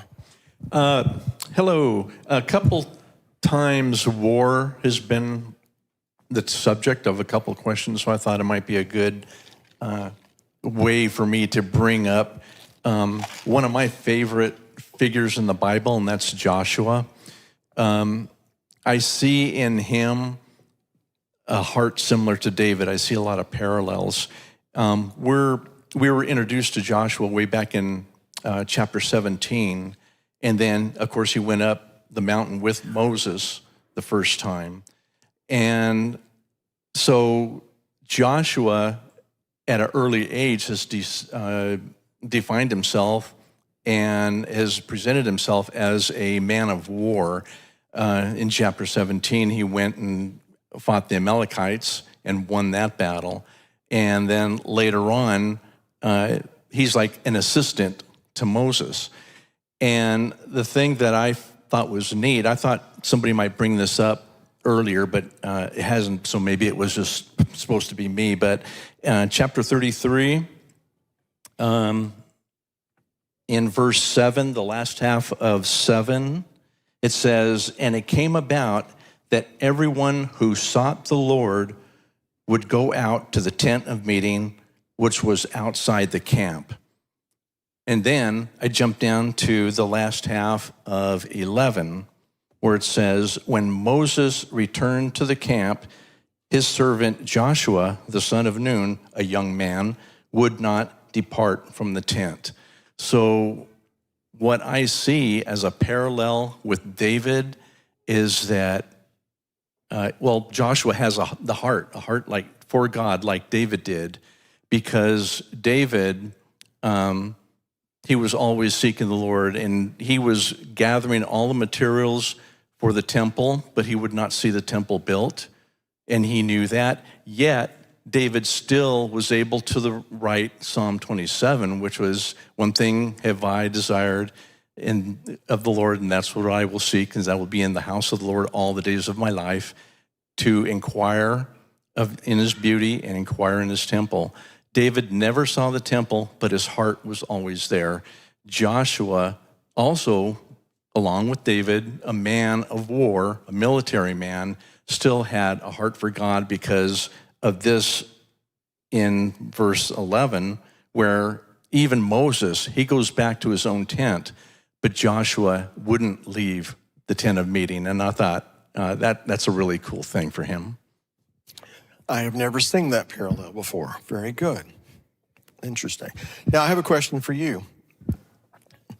Okay. Okay. In all of your study and,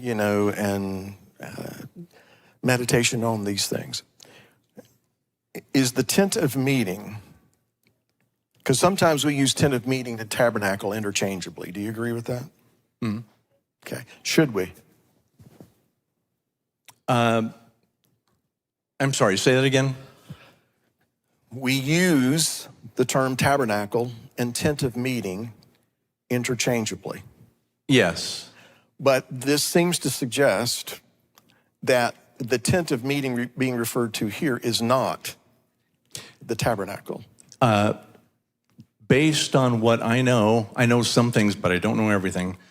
The tent of meeting was not the tabernacle at first until it was combined later on during Moses' time. So Okay, well, that one makes sense to me. At the beginning, it was a separate location. You have the tent of meeting where the ark was and where Moses talked with God face to face. But eventually it got to the point where they were combined, and then you have the Holy of Holies and the holy place and that kind of thing. Okay. Well, that makes sense to me. I appreciate it. Thank you. All right, little ones are coming in, so this is going to... Trish, is that who that is? I'm kind of blinded here. Okay, one last question. Can you hear me? Is this on? There we go. Okay. Going back to the online of 1 Corinthians 10, I'm going to try and make this make really good sense. This time of year comes up on me, and I had this question too in this past week or two. And so I want to read it because I'm sure a lot of people couldn't hear Beth from up there. 1 Corinthians 10, starting at 27. And if any of those who do not believe invites you to dinner and you desire to go, eat whatever is set before you, asking no question for conscience sake. But if anyone says to you, this was offered to idols, do not eat it, for the sake of the one who told you and for conscience sake. For conscience sake. For the earth is the Lord's and the fullness and all its fullness. Conscience, I say, not your own, but that of the other. For why is my liberty judged by another man's conscience? But if I partake with thanks, why am I evil spoken of for the food over which I give thanks? Therefore, whether you eat or drink, or whether you do, whatever you do all to the glory of God.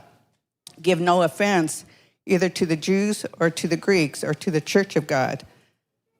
Just as I also please all men in all things, not seeking my own profit, but the profit of many, that they may be saved. So here's my question. At this time of year, we speak of the Challah lamb. But a lot of us go to Chinese restaurants where they also... Okay, I'm sorry, the what lamb? The halal lamb. Okay. But a lot of us go to Chinese restaurants and they do the same thing, don't they?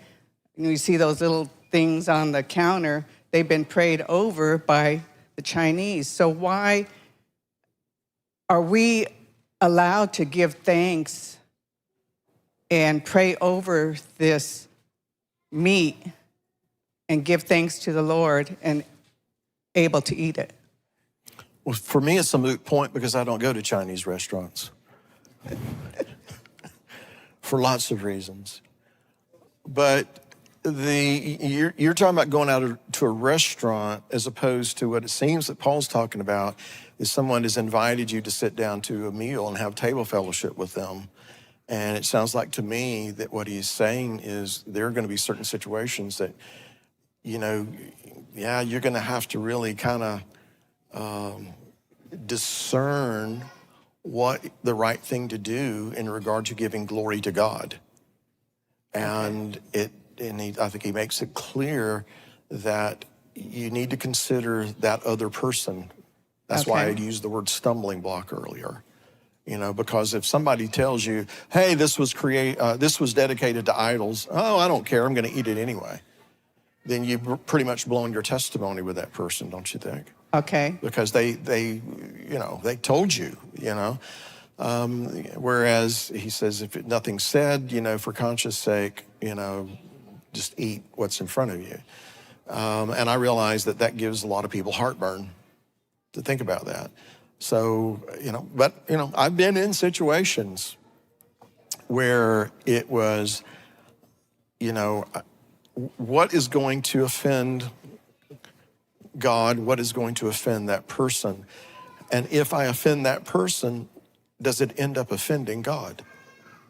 Yes, I believe so. I don't know that there is a, one size fits all answer to this kind of question. Okay. It seems to me that the point Paul is trying to make is that we need to be considerate of others. This kind of goes back to love your neighbor as yourself.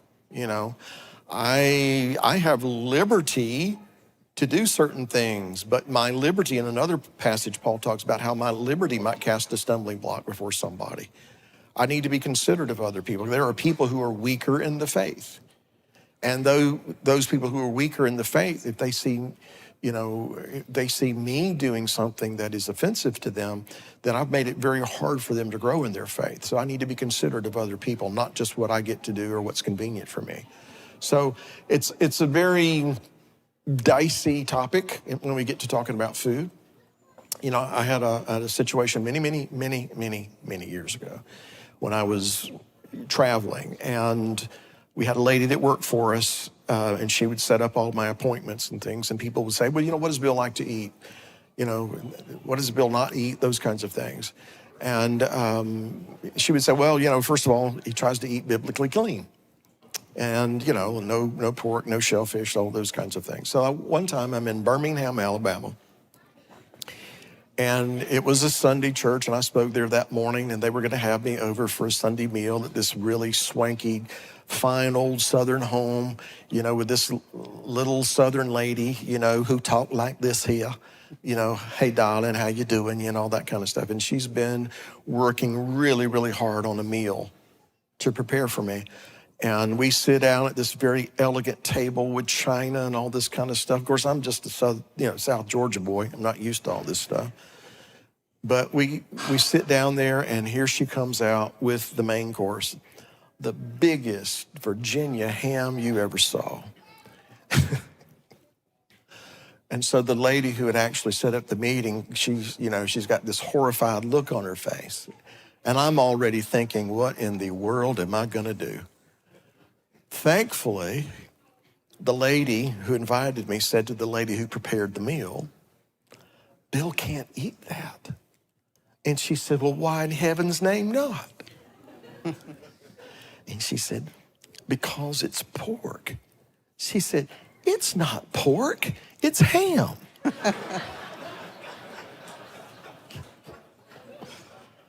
So she learned something that day. The moral of the story is, I didn't have to eat the ham. She was beside herself. I am so sorry, and blah, blah, blah, blah. We do need to be considerate of others. That's part of loving your neighbor as yourself. I totally understand that about offending others. I understand all that with Paul. And on the pork side, but you were asking, how can we go out to a Chinese restaurant and ask God's blessings? That's not the main thing. But I was bringing that as a point. But going back to the pork, God made me allergic before I came into this walk. So. Well, see there, you're good to go, right? But this other thing that I'm talking about, the halal lamb. Okay. So if we're just doing it in our homes, or even if we invite somebody over and we let them know this was halal, but we prayed over it, does it make it kosher? Again, is that our conscience? Well, if I understand halal, what that is, and I may not understand it fully, then that has to do with another God. Yeah, I understand that. Right? So in good conscience, I wouldn't eat it. Okay. So it's the Okay. same with Chinese food, because I guess Well, like it's I another said, that's a God. moot point for me. I don't do Chinese, and I know I just offended a bunch of people. All right. Thank you. You know, let me just say one other thing. You know, there are probably going to be a far more complicated issues that we're going to encounter in these last days, besides things like that. And I'm not trying to minimize it. I'm just saying there's probably going to be a lot of situations that we are going to encounter these last days. And we are going to need to be full of the Word, but we're going to need to be full of the Spirit. Because He leads us into all truth. He's the one that's going to teach us what we need to do, what we say at that particular moment. So let's just kind of keep that in mind. I'm not trying to dance around the issue. It's just that I don't know that there's, as I said, a one size fits all, you know. But if I know, Paul said, if that you know that's been it's been dedicated to idols, you know, don't eat it. Not only for your sake, but for the sake of the person who's serving it to you. You don't need to do something that they know is dedicated to some other God. So anyway, that's a pretty, like I said, it's a pretty dicey issue. I need to go because the technical people, the production people have been working very hard today, serving very hard today. And so I'm going to go ahead and ask Beth if you will come up and pray so we can say goodbye to the live stream.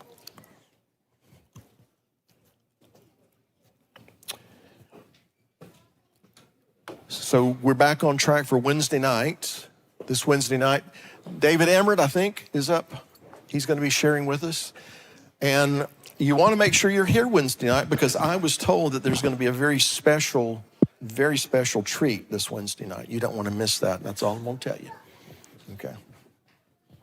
Well, I'm intrigued. Don't ask me because I don't know what it is. So we'll just be here and find out together. Let's pray. Our Father and King, I do thank you for this day. Wow, it just went by so quickly, and you just filled it up with so many good things for us to digest, Father, and to be nourished by. And I pray that you will help us do just that, not leave here saying, oh, well, good, we went to church today. But that, Father, we will truly partake of the feast that you set before us today, that we'll take it in and we'll savor it, and we will consider every morsel of it, Father, and how to immediately apply it into our lives and just be better for you and for your sake, for your purpose, for your kingdom, and for those around us, Father. I ask you to go with us now as we leave this place and go and visit other